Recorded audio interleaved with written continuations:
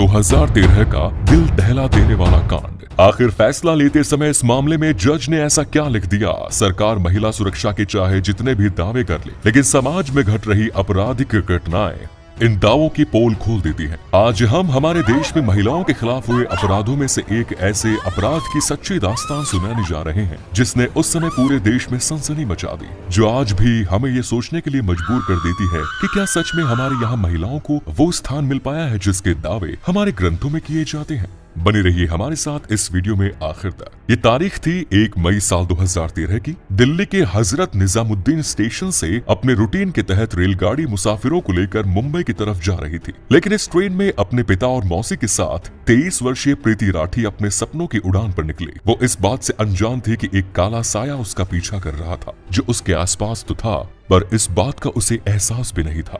दिल्ली के नरेला में रहने वाली प्रीति बेहद खूबसूरत थी, पढ़ाई लिखाई में भी बहुत होशियार थी। तभी तो उसकी नौकरी देश की नौसेना में एक नर्स के तौर पर लगी और यही कारण था उसके दिल्ली से मुंबई जाने का।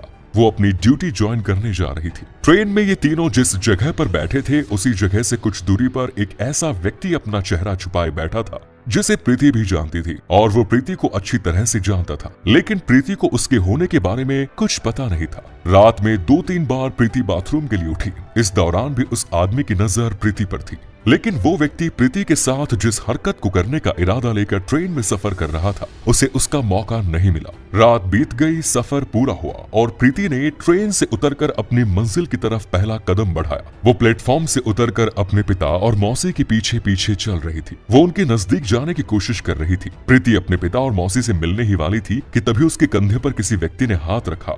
जैसे ही उसने पीछे पलटकर देखा तो उस व्यक्ति के दूसरे हाथ में जो बोतल थी, उसने उसका सारा तरल पदार्थ उस व्यक्ति ने प्रीति के चेहरे और बदन पर उड़ेल दिया। उसके कुछ छींटे साथ चल रहे थे। मुसाफिरों के साथ प्रीति के पिता और मौसी के शरीर पर भी गिरे। सब कुछ इतना अचानक हुआ कि कोई कुछ समझ ही नहीं पाया। प्रीति की हालत इतनी खराब हो गई कि उसके लिए जिंदगी और मौत का सवाल बन गया। अस्पताल पहुंचने पर डॉक्टर प्रीति का इलाज तो कर रहे थे, पर प्रीति इस बात पर हैरान थी कि आखिर उसकी आंखें खुल क्यों नहीं रही, उसे कुछ दिखाई क्यों नहीं दे रहा है। डॉक्टर उसे ये दिलासा दे रहे थे कि तुम पूरी तरह से ठीक हो जाओगी, पर भरोसा और हिम्मत रखो। लेकिन डॉक्टर भी जानते थे कि सच्चाई क्या है। दरअसल उस व्यक्ति ने प्रीति के ऊपर जो लिक्विड फेंका था वो एक डेंजरस कंसंट्रेटेड एसिड था। इसकी वजह से प्रीति का चेहरा, आंखें और बदन बुरी तरह से जल गया। प्रीति की आंखें तो पूरी तरह से जा चुकी थी, लेकिन चेहरा भी ऐसा हो गया था कि जिसे देखना भी बड़ी ही परेशानी से भरा था। ये क्या हुआ और क्यों हुआ, इस बात को कोई समझ नहीं पा रहा था। सब कुछ इतना अचानक हुआ कि मौजूद लोगों के मन में किसी तरह की प्रीति को बचा लेने का ख्याल पहले था। प्रीति अभी ये नहीं समझ पा रही थी कि उसके साथ जो भी कुछ हुआ वो क्यों हुआ। आखिर उसने ऐसी क्या गलती की जिसकी वजह से उसे ये सजा मिली। इस मामले में पुलिस और लोकल एडमिनिस्ट्रेशन एक्टिव हो जाता है। जब प्रीति से ये पूछा जाता है कि जिसने आपके साथ ऐसा किया, क्या आप उसे जानती हैं? आखिर वो कौन था? तो प्रीति ने बताया कि वो उस व्यक्ति को पहचान ही नहीं पाई, क्योंकि उस व्यक्ति ने उस समय अपना चेहरा कवर कर रखा था। आगे चलकर प्रीति की हालत और भी ज्यादा खराब हो जाती है। शरीर के अंदरूनी अंग धीरे धीरे काम करना बंद कर रहे थे। प्रीति की जिंदगी पर खतरा बढ़ता चला जा रहा था। उसे और बेहतर अस्पताल में ले जाया गया। अलग अलग 3 अस्पतालों में इलाज कराने के बावजूद प्रीति की हालत खराब होती जा रही थी। अब तक प्रीति को ये तो समझ में आ गया कि उसके साथ क्या हुआ, पर उसके शरीर पर कितना नुकसान हुआ है, इस बात का एहसास उसे नहीं था। प्रीति तो बार बार बस एक ही बात कह रही थी कि आखिर मैंने किसी का क्या बिगाड़ा था। एक दिन वो भी आया जब प्रीति ठीक से बोल भी नहीं पा रही थी। तब उसने इशारे से अपने पापा से कागज और पेन मांगा। इसके बाद प्रीति ने उस कागज पर जो लिखा उसे आप भी देखिए और समझने की कोशिश कीजिए कि वो कितनी तकलीफ में थी।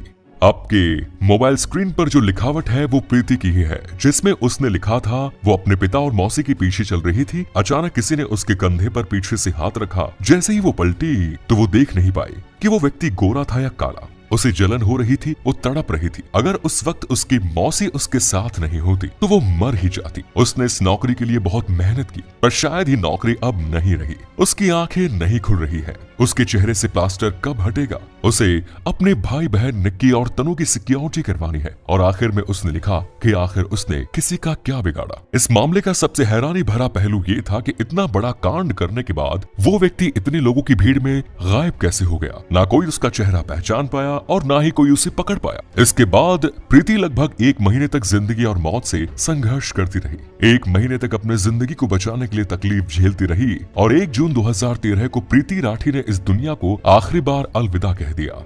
प्रीति राठी की मौत ने जहां पूरे देश को झकझोर कर रख दिया, वहीं उसके परिवार को भी सदमे से भर दिया। जिस बेटी को उन्होंने बड़े अरमान से अपनी नौकरी ज्वाइन करने के लिए भेजा था, आज वही बेटी लाश में बदलकर उनके घर आई थी। ये मामला मीडिया की सुर्खियां बना। मीडिया चैनलों पर बहस गर्मा गर्म हो रही थी। पुलिस ने मामले की छानबीन शुरू की और वहां के सीसीटीवी फुटेज को खंगालना शुरू किया। पुलिस के हाथ घटनास्थल से तो कुछ नहीं लगा, लेकिन सीसीटीवी फुटेज में घटनास्थल से कुछ दूरी पर एक व्यक्ति उन्हें ऐसा नजर आया जिसकी चाल दूसरे मुसाफिरों से अलग थी।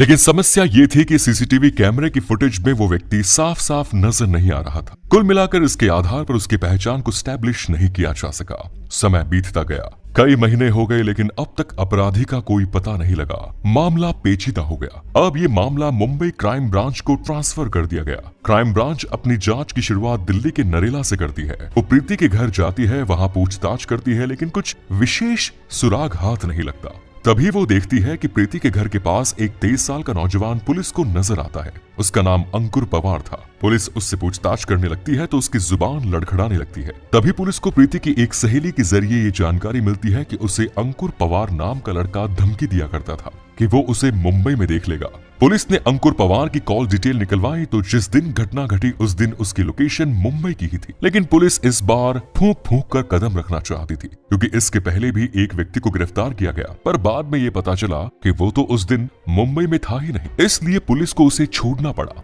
जब पुलिस अंकुर पवार को लेकर थोड़ा सा श्योर हुई तो उसे अरेस्ट कर लिया गया। शुरुआत में तो अंकुर पवार पुलिस के साथ कोई सहयोग नहीं करता है, लेकिन जब पुलिस की सख्ती बढ़ती है तो वो सारी सच्चाई उगल देता है। इतना बड़ा कांड करने के बावजूद ये व्यक्ति पुलिस की कस्टडी में फोटो खिंचवाने के लिए इस तरह का पहुंच दे रहा है। इससे आप अंदाजा लगा सकते हैं कि इसकी मानसिकता क्या होगी। दरअसल जानकारी के मुताबिक इस व्यक्ति ने प्रीति के सामने शादी का प्रस्ताव रखा, जिसे प्रीति ने मना कर दिया। इसकी वजह से वो प्रीति से नाराज थी। इतना ही नहीं, उस व्यक्ति ने जब ये सुना कि प्रीति की तो सरकारी नौकरी लग गई है, इसके बाद वो प्रीति से जेलसी रखने लगा। जब प्रीति अपनी नौकरी ज्वाइन करने के लिए मुंबई की ट्रेन पर रवाना हुई, तब यही व्यक्ति अपना चेहरा कवर करके उसके नजदीक बैठा मौके का इंतजार कर रहा था, क्योंकि प्रीति उसे जानती थी और कहीं वो उसे पहचान न ले, सतर्क ना हो जाए। इसीलिए इसने अपने चेहरे को ढक लिया। ट्रेन के भीतर इसे मौका नहीं मिला और मुंबई जाकर इसने अपने आपराधिक मकसद को पूरा किया। इसे कोर्ट में पेश किया गया। अदालत में जब केस चला तो पहली बार देश में एसिड अटैक पर किसी व्यक्ति को फांसी की सजा सुनाई गई। अब इसकी फांसी की सजा उम्र कैद में बदल गई है। जिस जज ने फैसला लिखा उसने ये भी लिखा कि प्रीति 30 दिनों तक केवल इसलिए जिंदा थी कि उसने अपना चेहरा नहीं देखा था। अगर वो पहले दिन ही अपना चेहरा देख लेती तो उसी दिन मर जाती। ये घटना हमें इतना तो सतर्क रखती है कि अगर आप किसी के प्रेम प्रस्ताव को ठुकरा देते हैं तो उसे पूरी तरह से भूल मत जाइए।